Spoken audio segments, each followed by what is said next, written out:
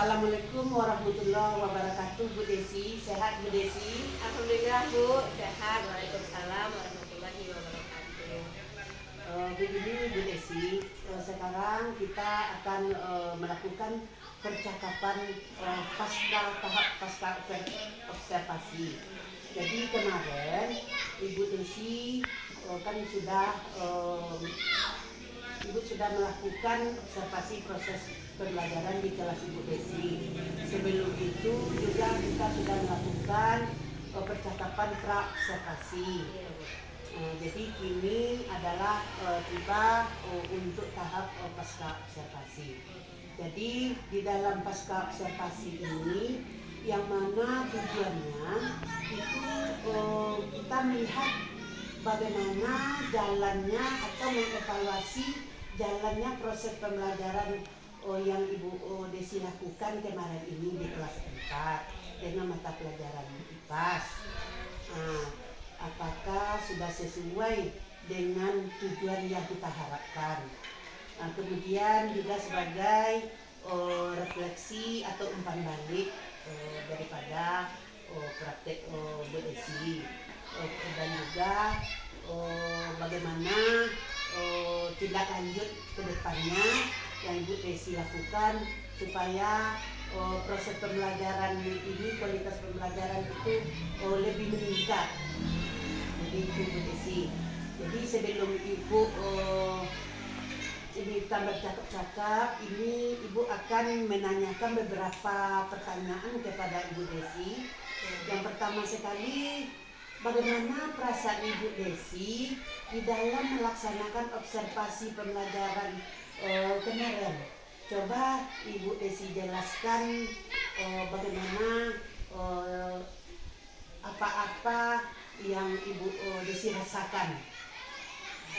Baik Bu, saya akan coba menjawab pertanyaan yang pertama dari Ibu. Perasaan saya di saat melakukan proses pembelajaran kemarin itu, saya merasa puas dan senang karena anak-anak sangat antusias dalam mengikuti proses pembelajaran, dan mereka juga berperan aktif, walaupun sebagian dari mereka masih ada yang kurang aktif, tapi rata-rata di kelas itu kemarin itu mereka sangat senang karena adanya cara atau media baru yang saya tampilkan dalam pembelajaran, sehingga pembelajaran dirasa tidak monoton seperti itu Bu. Jadi mereka senang dalam mengikuti pembelajaran dan sangat bersemangat begitu Bu. Ya Bu Desi, kemarin ketika Ibu observasi Ibu Desi, itu nampak sekali anak-anak itu lebih antusias, iya, Bu, melihat video pembelajaran yang Ibu Desi tampilkan. Iya. Biasanya kan ada ceramah saja atau tanya jawab tugas. Sekarang adalah media yang sangat menarik sekali yang Bu Desi tampilkan di depan kelas, yaitu media pembelajaran yang berbasis TIK. Iya. Ya Bu Desi. Jadi di dalam Ibu Desi melaksanakan proses pembelajaran kemarin, tentu ada Ibu Desi merasakan adanya kelebihan yang Ibu Desi rasakan, atau pembelajaran itu yang sangat memuaskan lah bagi Ibu Desi, dan juga mungkin ada kekurangan atau yang tidak memuaskan lah. Coba Ibu Desi jelaskan. Baik Bu, kelebihan yang saya rasakan di saat pembelajaran kemarin itu, saya sudah menggunakan pembelajaran yang berbasis TIK, sehingga anak-anak sangat antusias di saat diputarkan video pembelajaran yang berhubungan dengan IPAS. Kemarin kan tentang kebutuhan, jadi mereka ditampilkan video tersebut, mereka sangat antusias saat melihat video tersebut. Semua anak sangat antusias untuk melihat video. Dan juga di saat pemberian LKPD, saya mencoba memberikan LKPD yang lain dari biasanya Bu. Biasanya berupa teks dan pertanyaan di bawahnya, dan sekarang saya bikin dalam bentuk teka-teki.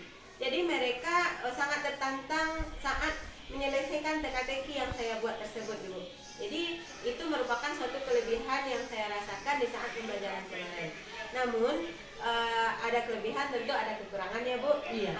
Dan kekurangan yang saya rasakan saat pembelajaran kemarin itu yaitu di saat pembagian kelompok, anak-anak sudah sangat aktif membagi kelompok mereka masing-masing dengan siapa mereka berkelompok, dengan siapa mereka ingin berkelompok, mereka sudah membagi kelompoknya dengan baik. Namun di saat bekerja sama dalam kelompok, dari 6 orang anak akan ada 2 orang yang kurang aktif, kurang partisipasinya saat belajar kelompok. Jadi itu merupakan suatu kekurangan yang saya rasakan pada saat kemarin.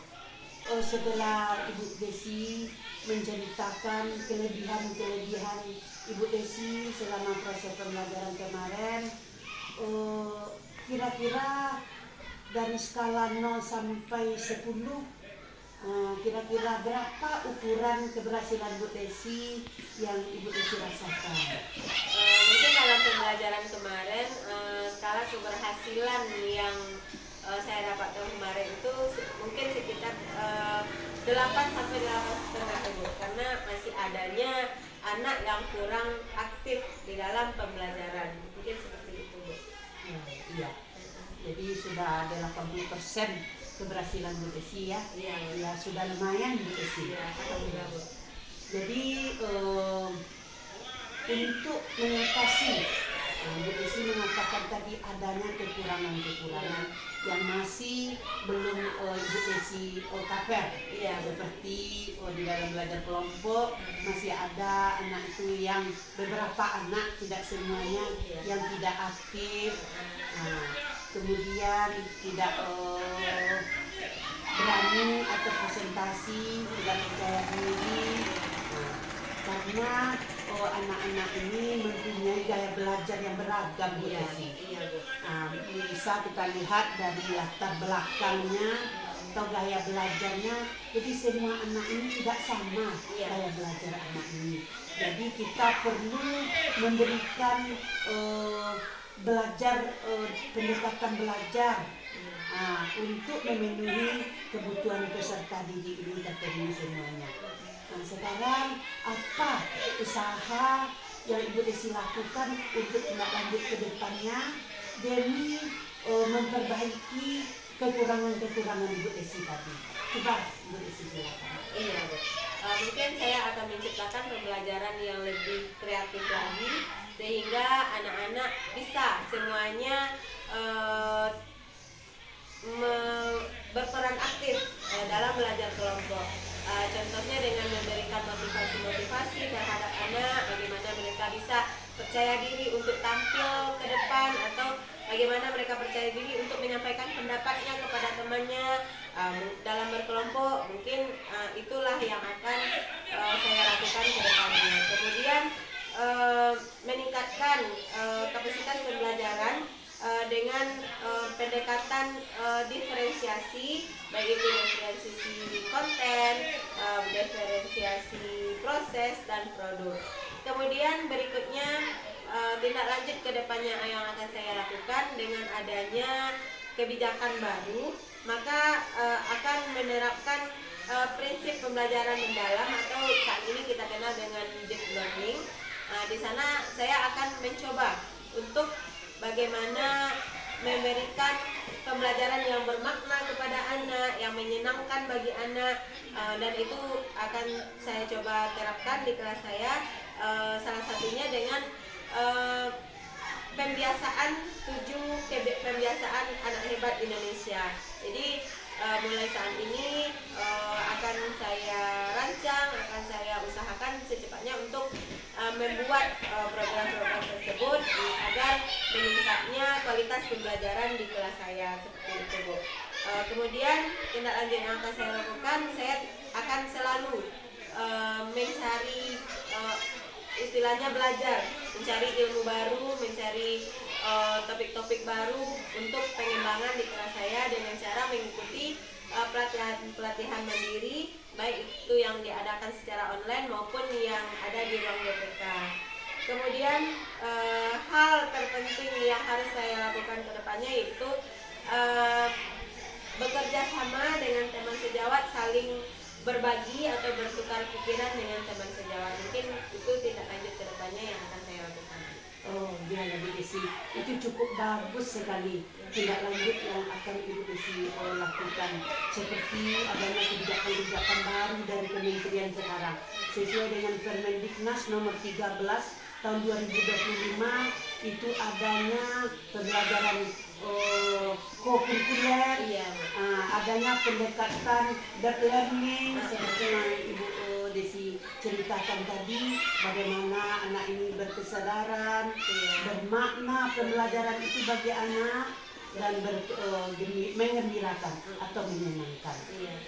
Juga untuk meningkatkan atau menguatkan karakter anak kita sekarang, itu juga ada 7 pembiasaan anak Indonesia hebat. Yang mana nanti akan kita laksanakan kegiatan tersebut untuk mencapai ada namanya sekarang itu 8 dimensi profil lulusan. Ya, Bu Desi, cukup bagus usaha Bu Desi. Jadi dari tindak lanjut atau rencana usaha yang akan Ibu Desi lakukan ke depannya, kapan jadwal usaha tindak lanjut itu yang akan Ibu Desi laksanakan untuk ke depannya?